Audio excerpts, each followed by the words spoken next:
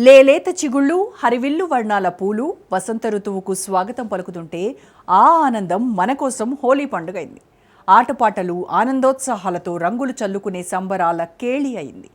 ప్రకృతి రంగుల్లో మమేకం చేసుకుంటూ మోడువారిన జీవితాల్లోనూ కొత్త ఆశలు పుట్టించేదే ఈ పండుగ. అయితే హిందూ మతంలో ప్రతి పండుగ వెనుక ఏదో ఒక కారణం, చరిత్ర, ఆధ్యాత్మిక ప్రాధాన్యత ఉంటాయి.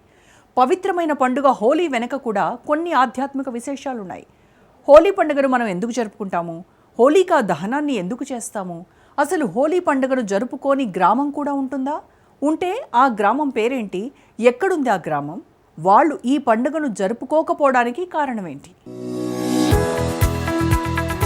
శ్మశానంలో మండుతున్న చితుల మధ్య హోలీ.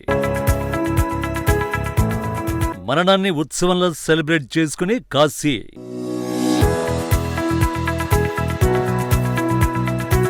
హోలికా దహనం జరగని గ్రామం ప్రత్యేకత తెలుసా?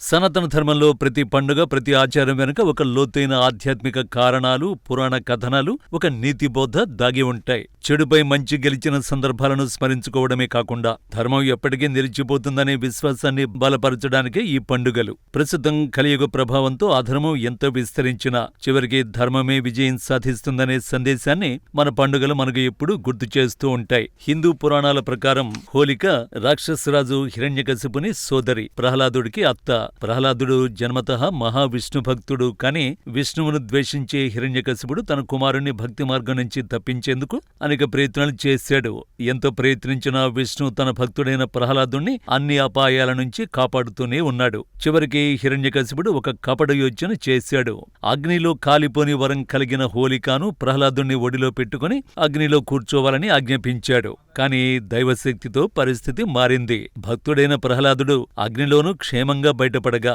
హోలిక మాత్రం తన దురుద్దేశం కారణంగా అగ్నిలో కాలిపోయింది. ఈ సంఘటన చెడుపై మంచి గెలిచిన విజయానికి ప్రత్యేకగా నిలిచింది. అయితే ఆ హోలిక రాక్షసి మరణం తర్వాత రఘుమహారాజు రాజ్యంలోని ప్రజలు రంగులు చల్లుకుంటూ సంబరాలు చేసుకుంటారు. అప్పటి నుంచి హోలీకి ముందు రోజు హోలికా దహనం నిర్వహించడం ఆనవాయితీగా మారింది. ఆ రోజు రాత్రి ఇంటి ముందు, వీధి మధ్యలోనూ కట్టెలను పేర్చి ఉపయోగం లేని వస్తువులను వేసి దహనం చేస్తారు. దీని ద్వారా చెడు, అహంకారం, అసూయ వంటి దుష్ప్రవర్తనలు దహించబడతాయని భావిస్తారు. హోలికా దహనం తర్వాత ఆ బూడిదను పవిత్రంగా భావించి నుదుటి మీద తిలకంగా ధరించుకుంటారు. మరుసటి రోజు రంగులతో ఒకరిపై ఒకరు చల్లుకుంటూ హర్షోత్సాహాలతో హోలీ జరుపుకుంటారు. తీపి వంటకాలు తయారు చేసి శ్రీకృష్ణునికి సమర్పించి భక్తితో పూజిస్తారు. పురాణాలలో మరో కథ కూడా ప్రాచుర్యంలో ఉంది. పార్వతీదేవి పరమశివుణ్ణి వివాహం చేసుకోవాలనే సంకల్పంతో ఆయన తపస్సును భంగపరచమని కామదేవుణ్ణి ప్రార్థిస్తుంది. కామదేవుడు పూలబాణాన్ని ప్రయోగించి శివుని ఏకాగ్రతను భంగపరచడానికి ప్రయత్నిస్తాడు. అయితే తపస్సుకు భంగం కలిగిందని ఆగ్రహించిన శివుడు తన మూడో నేత్రాన్ని తెరిచి కామదేవుణ్ణి భస్మం చేస్తాడు. కామదేవుని భార్య రతి ప్రార్థనతో ఆ తర్వాత శివుడు అతణ్ణి అనంగ రూపంలో పునరుజ్జీవింపు చేస్తాడు. ఈ సంఘటన మనిషిలోని అశ్రేయస్కర కోరికలను నియంత్రించాల్సిన అవసరాన్ని సూచిస్తుంది.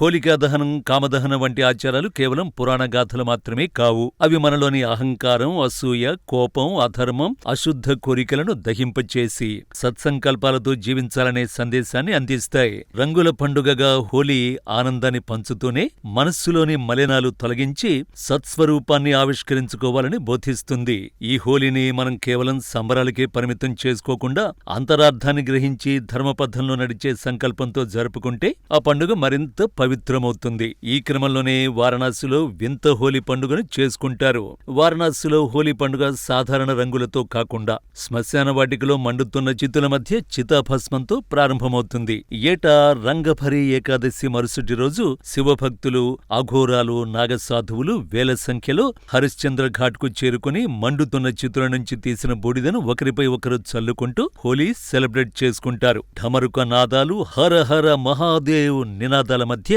గంటల తరబడి సాగే ఈ వేడుకను చూసేందుకు ప్రపంచం నలుమూలల నుంచి పర్యాటకులు తరలివస్తారు. సాధారణంగా శ్మశానమంటే భయం, నిశ్శబ్దం ఉంటాయి. కానీ కాశీలో మాత్రం మరణాన్ని కూడా ఒక ఉత్సవంలా సెలబ్రేట్ చేసుకోవడం ఈ పండుగ ప్రత్యేకత.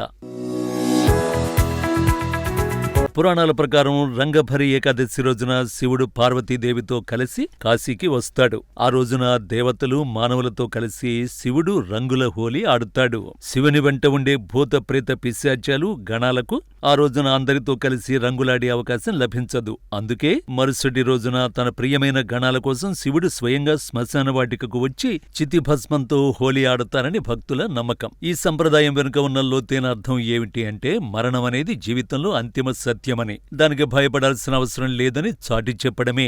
భౌతిక బంధాల నుంచి విముక్తిని, ఆధ్యాత్మిక వైరాగ్యాన్ని ఈ హోలీ చెబుతుందని అక్కడి వారు నమ్ముతారు. అందుకు వారణాసిలో కాలుతున్న చితుల మధ్యనే ఈ వేడుకను కోలాహలంగా చేసుకుంటారు. హోలీ పండుగకు దేశవ్యాప్తంగా ప్రత్యేక ఆదరణ ఉంది. రాక్షసరాజు హిరణ్యకశిపుడి మరణం తర్వాత నుంచి ప్రజలు ఈ హోలీ పండుగను చేస్తూ వస్తున్నారని పురాణాలు చెబుతున్నాయి. దేశవ్యాప్తంగా కులం, మతం, పేద, ధనిక అనే తేడాలు లేకుండా అందరూ ఒకరికి ఒకరు రంగులు పూసుకొని కలిసిమెలిసి సెలబ్రేట్ చేసుకునే పండుగ. పాత గొడవలు మర్చిపోయి శత్రువులను సైతం హత్తుకుని స్నేహపూర్వకంగా ఉండాలనే సందేశాన్ని ఈ పండుగ ఇస్తుంది. అయితే ఉత్తరప్రదేశ్ రాష్ట్రంలోని సహారన్పూర్ నగరానికి సుమారు 45 కిలోమీటర్ల దూరంలో ఉన్న బార్సీ గ్రామం వేల ఏళ్ల నాటి ప్రత్యేక సంప్రదాయం వల్ల ప్రతి సంవత్సరం హోలీ సందర్భంగా విశేష ప్రాధాన్యతను సంతరించుకుంటుంది. అయితే దీనికి చారిత్రక కారణాలు కూడా ఉన్నాయి. గ్రామ పశ్చిమాంచున ఉన్న పురాతన శివాలయంలో స్వయంభువైన శివలింగం ప్రతిష్ఠించబడి ఉందని, అది మహాభారత కాలం నాటి సిద్ధపీఠమని స్థానికులు భావిస్తారు. ఆ దేవాలయంలో పరమశివుడు స్వయంగా నివసిస్తున్నాడనే గాఢ నమ్మకం ఉంది. గ్రామంలో హోలికను దహనం చేస్తే ఆ అగ్ని జ్వాలలు శివుని పాదాలను తాగుతాయని, దాంతో అపశకునం సంభవిస్తుందని వారు విశ్వసిస్తారు. ఈ భక్తిభావంతోనే నేటికి బార్సీ గ్రామంలో హోలికా దహన్ నిర్వహించరు. మరోవైపు గ్రామానికి సంబంధించిన జానపద కథలు కూడా ఆసక్తికరంగా ఉంటాయి. ఒక ప్రాచీన కథనం ప్రకారం ఈ శివాలయాన్ని దుర్యోధనుడు నిర్మించాడని చెబుతారు. మరొక కథనం ప్రకారం పాండవులలో శక్తివంతుడైన భీముడు ఈ ఆలయం కౌరవులు నిర్మించారని తెలుసుకుని తన గదతో ప్రధాన ద్వారాన్ని కొట్టి తూర్పు దిశ నుంచి పడమరకు తిప్పాడట. అందువల్లే ఈ ఆలయం పశ్చిమాభిముఖంగా ఉన్న శివాలయంగా ప్రత్యేక గుర్తింపు పొందింది. ఇంకొక విశ్వాసం ప్రకారం శ్రీకృష్ణుడు కురుక్షేత్ర యుద్ధానికి వెళుతూ ఈ గ్రామంలో ఆగాడని చెబుతారు. ఈ కారణంగా గ్రామానికి మరింత ఆధ్యాత్మిక ప్రాధాన్యత ఏర్పడిందని స్థానికులు భావిస్తున్నారు. కాలక్రమేణా ఈ విశ్వాసాలన్నీ గ్రామ చరిత్రలో భాగమై బార్సీ అనే పేరుతో అది ప్రసిద్ధి చెందింది. హోలీ పండుగను మాత్రం గ్రామస్తులు ఎంతో ఆనందంగా, సోదరభావంతో జరుపుకుంటారు.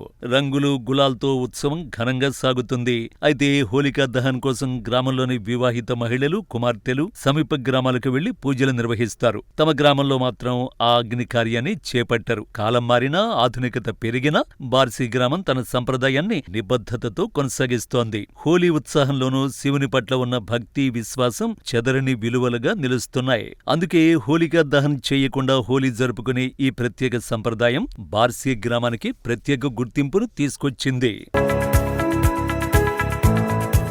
ఇప్పుడు హోలీ పండుగ దేశమంతటా రకరకాలుగా జరుపుకుంటున్నారు. ఉత్తర భారతదేశంలో లట్మార్ హోలీ, ఫూలోన్ వాలి హోలీ వంటి ప్రత్యేక సంప్రదాయాలు ఉన్నాయి. దక్షిణ భారతదేశంలో కూడా హోలీ వేడుకలు ఘనంగా జరుగుతాయి. హోలీ కేవలం మతానికి సంబంధించిన పండుగే కాదు, ఇది మన సంస్కృతిలో, సమాజంలో భాగమైపోయింది.